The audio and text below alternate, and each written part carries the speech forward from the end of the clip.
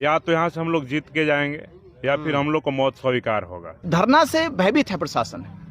वहाँ जितने बौद्ध भिक्षु जा रहे हैं, बौद्ध उपासक जा रहे हैं महाबोधि महाविहार में, तो उनसे पूछा जा रहा है। सादर नमो बुधाय, जय सम्राट अशोक महान, जय बाबा साहब, जय संविधान। नमस्कार, सुनिए धम्मनाथ चैनल की ऐतिहासिक पुकार।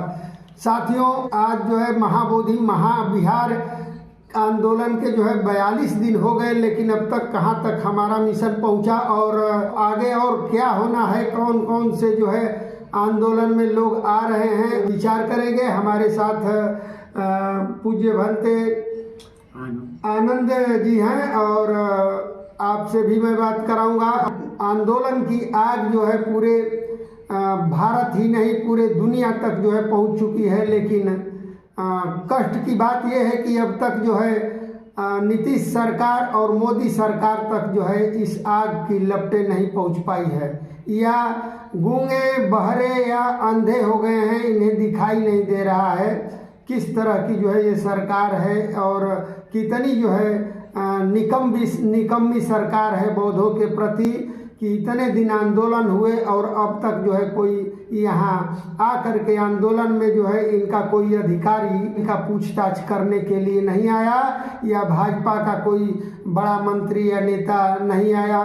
बहुत ही दुख ही नहीं शर्म की बात है और इन्हें जो है तनिक भी भय नहीं है कि जो है आखिर जो है ये बुद्ध का जो संदेश आंदोलन के माध्यम से पूरे दुनिया में जा रहा है, देश की छवि खराब हो रही है, ऐसा हम क्यों कर रहे हैं। तो जो है नीतीश जी और मोदी जी को जो है सीखना चाहिए और सोचना चाहिए कि जो है यह भारत जो है बुद्ध का देश है, सम्राट अशोक का देश है, ये नहीं सोच रहे हैं।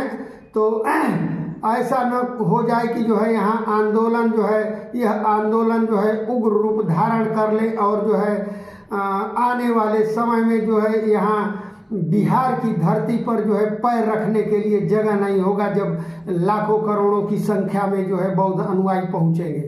इसको लेकर के रूपरेखा तैयार करके एक बड़ा आंदोलन इस पे किया जाए। तो चंद्रशेखर आजाद जी ने आपको यहाँ पर भेजा है अभी? जी, चंद्रशेखर आजाद जी ने, विनय रतन सिंह जी ने मुझे यहाँ भेजा है कि जा करके वहाँ पे जो लोग हैं उनसे बात करके एक बड़ा आंदोलन का रूपरेखा तैयार किया जाए। मैं आपके समक्ष भंते जी से बात करूंगा और अब तक भंते जी बताएंगे कि जो है हमारा मिशन कहाँ कहाँ तक पहुँचा और अब तक क्या हुआ। भंते जी आपका परिचय बताएं। मेरा नाम आनंद भंते, मैं बोध गया में रहता हूँ। यहाँ तक कि आंदोलन के लिए प्रशासनिक इकाई हम लोगों को विफल करती है, जो उनके विचार का नहीं है, हम लोगों को दबाया जाता है। लोकसभा में 4-4 एमपी, राज्यसभा में 4-4 एमपी, बिहार विधानसभा में मखदुमपुर के सतीश चंद्र दास, आरजेडी के विधायक कई बार और डुमरांव के विधायक माननीय डॉक्टर अजीत कुशवाहा उठा चुके हैं, लेकिन बिहार का मुख्यमंत्री एकदम गूंगी साधे हुए हैं। उसको सत्ता चाहिए, वो बिहार के बेईमानी के पद पर तुला हुआ है। जो बीटीएमसी का पैसा है वो बिहार के विकास में खर्च करता है, न कि मंदिर के विकास में करता है। ऐसा भ्रष्ट मुख्यमंत्री है। तो आंदोलन करने जा रहे हैं आप लोग? जी बिल्कुल, 26 मार्च को बिहार की राजधानी पटना में बिहार के मुख्यमंत्री नीतीश कुमार जी के मुख्यमंत्री आवास का घेराव भीम आर्मी भारत एकता मिशन आजाद समाज पार्टी की तरफ से इस बार इस मुद्दे को लेकर के बीटीएमसी एक्ट को खत्म करने के लिए, महाबोधि महाविहार को पंडित पुरोहितों से आजाद करने के लिए। आप सभी अपने अपने क्षेत्र के भिक्षुओं को कहिए कि अपने बिहार खाली करके सिर्फ बोध गया की टिकट कटवाएं और बोध गया पहुंच जाएं, और जब तक बोध गया मुक्त नहीं हो जाता, बीटी एक्ट निरस्त नहीं हो जाता, हम लौट करके नहीं जाएंगे। और मैं आपको दावे के साथ कहता हूं कि या तो यहां से हम लोग जीत के जाएंगे या फिर हम लोग को मौत स्वीकार होगा। और भीम आर्मी इनके साथ पहले दिन से खड़ी है, डायरेक्टली इनडायरेक्टली, और हमारे राष्ट्रीय अध्यक्ष जी ने खुद आकर के समर्थन दिया है और आज मुझे फिर से उन्होंने यहाँ भेजा है। जब हमारे देश का प्रधानमंत्री मोदी जी जाते हैं विश्व में तो कहते हैं कि मैं बुद्ध के देश से शांति का संदेश लेकर आता हूँ। जब उन्हीं के लोकसभा में यहाँ के पिछड़े अल्पसंख्यक आदिवासी दलित ये मुद्दा उठाते हैं तो वो उनके कान में जू तक नहीं रहती है और अपना माहौल उड़ाते हैं। हम अपने वाजिब हक के लिए आए हैं। हम बौद्ध अनुयायियों की इकलौती विरासत जहां सिद्धार्थ सम्यक संबुद्ध बने और विरासत बौद्धों की है। पूरी दुनिया के लोग वहां शीश झुकाते हैं। उस विरासत पर हम सिर्फ बौद्धों का हक चाहते हैं। तो हमारे बुद्ध की धरती जो पूरे दुनिया में एक विरासत के तौर पे है, इस विरासत को हम बौद्धों के ही कब्जे में देखना चाहते हैं। इसलिए हम सब लोग दृढ़ निश्चय कर लिए हैं कि इस आंदोलन को इनके साथ मजबूती के साथ खड़े होकर के और हम लोग आंदोलन करेंगे, क्योंकि भीम आर्मी के नौजवान क्रांति के लिए जाने जाते हैं। जो कि बुद्ध विहार को तोड़वाने का ये नरेंद्र मोदी काम करते हैं। बुद्ध विहार के ऊपर राम मंदिर बनवाने का काम किया है। साकेत बुद्ध विहार था, उस जगह को तोड़कर ये राम मंदिर बनवाने का काम किया है। ये वर्ग संघर्षी प्रधानमंत्री है। जो प्रधानमंत्री बनता है तो सबके हितों का ध्यान रखना है, लेकिन वो किसी के हित को चोट पहुंचाने का ये काम करता है। या तो यहाँ से हम लोग जीत के जाएंगे या फिर हम लोग को मौत स्वीकार होगा। धरना से भयभीत है प्रशासन। वहाँ जितने बौद्ध भिक्षु जा रहे हैं, बौद्ध उपासक जा रहे हैं महाबोधि महाविहार में, तो उनसे पूछा जा रहा है 1949 एक्ट जो बना है और रद्द करने की मांग जो है लगातार हमारे जो है पूरे देश से जो है यहाँ बौद्ध भिक्षु जो है धरनारत हैं और बहुत ही परेशानियों का सामना कर रहे हैं और अब तक रद्द कराने के पक्ष में जो है सरकार नहीं है और आवाज उन्हें सुनाई नहीं दे रहा है। 1949 को पूरी तरह से निरस्त हो गए और महाबोधि महाविहार पूर्ण रूप से बौद्धों को जब तक नहीं होगा हम लोग घर में छोड़ेंगे नहीं, शांति से बैठे रहेंगे, संविधानिक प्रकार से बैठते रहेंगे। यदि 1949 जो है रद्द नहीं हुआ और बौद्धों को यानी आप सभी बौद्धों को यह नहीं सौंपा जाता है बुद्ध विहार, तो आप लोगों का अगला कदम क्या होगा? 5 अप्रैल सम्राट अशोक ने विहार 3 शताब्दी में बनाई थी। इसको हम लोग श्रद्धा करते हुए इस बार का 5 अप्रैल जो सम्राट अशोक जयंती है, हम लोग सभी भारतीयों को यहाँ पर 10,000 से ज्यादा भिक्षुओं को यहाँ बैठाएंगे। देखिए, बौद्ध लोग हम लोग शांति के प्रतीक हैं। यदि सरकार हमारी मांग को नहीं मानेगी तो हम लोग बिहार में बोध गया में क्रांति का संदेश करेंगे। बिना कारण से क्रांति नहीं होती है, भीख मांगने से नहीं मिलता है अधिकार। इसलिए अपने अधिकार को लेने के लिए हम लोग जबरन करेंगे और सरकार मुझे जेल में डाले या फांसी की सजा दे, लेकिन जब तक से हम लोग अपने मंदिर को स्वतंत्र नहीं करेंगे तब तक से आंदोलन हमारा जारी रहेगा। इस बार सम्राट अशोक की जयंती आ रही है और संघर्ष का एक मजबूत पड़ाव होगा। जब बात नहीं बनेगी तो 14 अप्रैल आने वाली है, उस दिन फिर एक बहुत बड़ा आंदोलन होगा। फिर बात नहीं बनेगी तो बुद्ध पूर्णिमा आएगी। जैसे पंडितों का मंदिर है, हिंदुओं का मंदिर है, उनका कब्जा है। सिखों का गुरुद्वारा है, उसमें उनका कब्जा है। मुस्लिमों का मस्जिद है, वो उनका कब्जा है। और ईसाइयों का गुरुद्वारा है, उनके रहते हैं। तो हमारे बौद्ध में ये पंडे और हिंदू क्यों लोग रहेंगे? जब भारत मूल निवासियों का है तो ये यूक्रेनी लोग, यूरेशिया के लोग आकर हमारे ऊपर क्यों कब्जा करेंगे?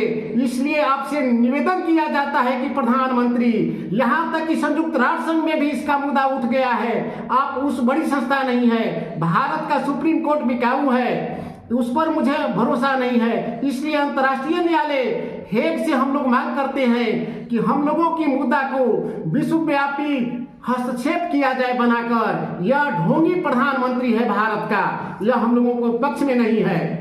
तो देखा साथियों, आपने जो है पूज्य भंते ने जो है क्या क्या जो है बातें कहा। अभी और भी बातें आपसे करूंगा मैं। साथियों, मैं बता दूं कि जो है आने वाले 2 अप्रैल 2025 को जो है एक राष्ट्रीय कमेटी की गठन होने जा रहा है और वह राष्ट्रीय कमेटी जो है देश विदेश के उसमें जो है उस में भाग लेंगे और जो है चुनाव किया जाएगा, एक कमेटी बनेगी जिसके माध्यम से आंदोलन की धार को तेज किया जाएगा और यह ऐसी कमेटी होगी जो कि जो है निष्पक्ष रूप से और जो है सबके समक्ष जो है सभी बौद्धों के समक्ष जो है पारदर्शिता का काम करेगी और भारत में बने जितने भी बौद्ध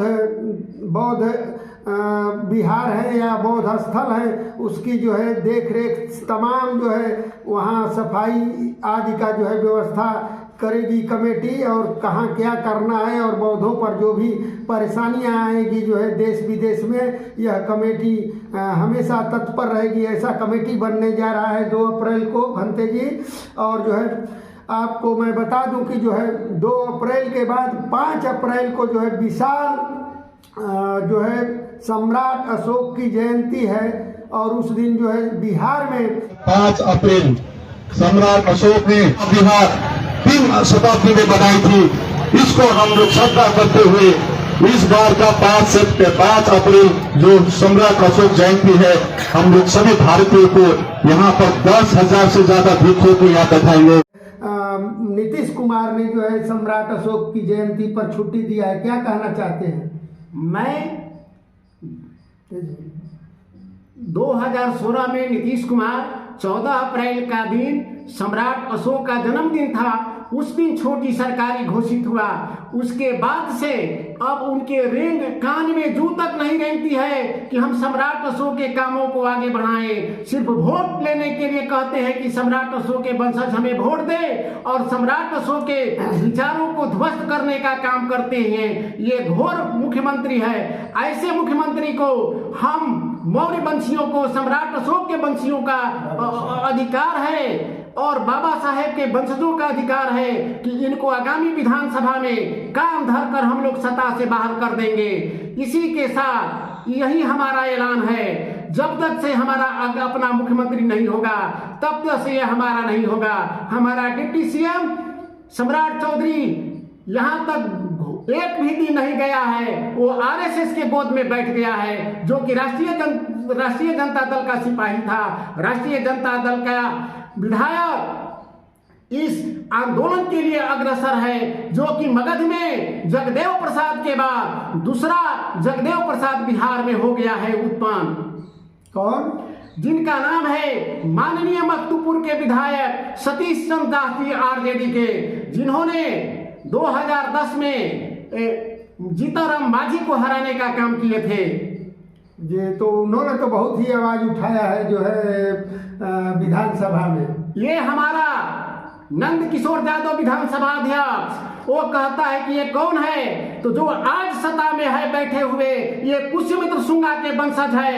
ये पुष्यमित्र के शुंग, याद करो उस दिन तुमने ईरान से आकर अपनी बेटी को विदुला बेटी को बृहदरथ के साथ शादी किया और खानसामा से प्रगति करके सेनापति बना और उज्जैन में अपने दामाद बतनाटक करके आज वही तुम्हारा राम बना हुआ है। कोई अयोध्या नहीं है, कोई खीर खाने से लड़का नहीं होता है। यह देखिए भारत का इतिहास क्या कहता है। ऐसे ऐसे महापुरुष जिनको की पढ़ने का अधिकार नहीं था, सावित्रीबाई फुले ने पढ़ने के लोगों को अधिकार दिया और यहाँ की ब्राह्मण की बेटी इंदिरा गांधी प्रधानमंत्री नहीं बनी होती, उनकी फुआ संयुक्त राष्ट्र संघ की महासभा की सदस्य नहीं होती। ये मनुस्मृति उन्हीं का लिखा हुआ है, जो मनुस्मृति काला कानून है, जो आज का प्रधानमंत्री इसी मनुस्मृति को लागू करना चाहता है। हम सभी लोग इसका विरोध करेंगे सड़क से लेकर सदन तक। तो भंते जी देखा आपने, भंते जी के अंदर जो है बहुत ही जो है जज्बा है और एकदम जो है इनके दिल में इतना कष्ट है, हृदय में, जो अपने बौद्ध विहार को बचाने के लिए और अपनी जो है बात आपने कहा। साथियों मैं बता दूं कि जो है 26 मार्च को भीम आर्मी के जो है प्रदेश अध्यक्ष अमर ज्योति जी ने जो है ऐलान कर दिया है कि भीम आर्मी का जो है 26 मार्च को बहुत बड़ा जो है जन सैलाब जो है आ रहा है और पटना विधानसभा का जो है घेराव करेगा और लाखों की संख्या में जो है भीड़ होने जा रहा है। और भीम आर्मी के जो है राष्ट्रीय अध्यक्ष चंद्रशेखर आज़ाद ने जो है कहा है। और आप लोग अधिक से अधिक संख्या में वहाँ पर पटना में पहुँचे और ये इस आंदोलन की आग को जो है पूरे इनके जो है मुख्यमंत्री और प्रधानमंत्री के जो है आवास तक जो है पहुँचाए। भीम आर्मी के प्रदेश अध्यक्ष अमर ज्योति ने कहा है कि जो है या तो हम लोग उस बुद्ध विहार को जीत लेंगे, यानी मुक्ति करा करके हम जो है उस पर काबिज होंगे, या तो हमारी मौत यही होगी। तो इस तरह से जो है इन लोगों ने ऐलान किया है साथियों। तो आप लोगों से निवेदन है कि जो है अनुरोध है कि अधिक से अधिक संख्या में यहाँ पहुँचे और पटना विधानसभा का घेराव जो होने जा रहा है 26 मार्च को, पूरे प्रदेश के जो है जितने भी भीम आर्मी के जहाँ जहाँ गठन हुए हैं सभी प्रदेशों से जो है लोग वहाँ पर उपस्थित हो रहे हैं और अपनी मांगों को लेकर के जो है वहाँ सड़क पर रहेंगे और उसका घेराव करेंगे, पटना को जाम करने जा रहे हैं। जो कि धम्म हमारा अधिकार तुम्हारा नहीं चलेगा, नहीं चलेगा। धम्म हमारा अधिकार तुम्हारा नहीं चलेगा, नहीं चलेगा। धम्म हमारा अधिकार तुम्हारा नहीं चलेगा, नहीं चलेगा। भारत को मत बर्बाद करो, गौतम बुद्ध को याद करो। भारत को मत बर्बाद करो, गौतम बुद्ध को याद करो। साधु साधु साधु।